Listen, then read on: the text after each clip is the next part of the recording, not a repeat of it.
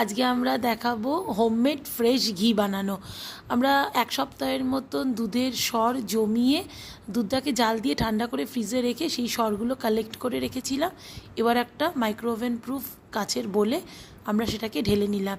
ঢেলে নিয়ে এবার এটাকে আমরা মাইক্রো মোডে 720 ডিগ্রি টেম্পারেচারে 16 মিনিটের জন্য সেট করে দিলাম।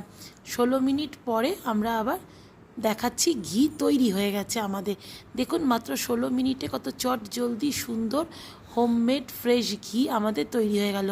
এবার এটা ঠান্ডা হয়ে গেলে আপনারা একটা যে কোনো কন্টেনারের মধ্যে ঢেলে রেখে দিতে পারবেন, খারাপও হবে না, কিচ্ছু হবে না, একদম ফ্রেশ থাকবেন।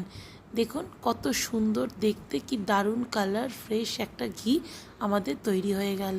আপনারা সবাই বাড়িতে বানান, ভালো খান, হেলদি থাকুন।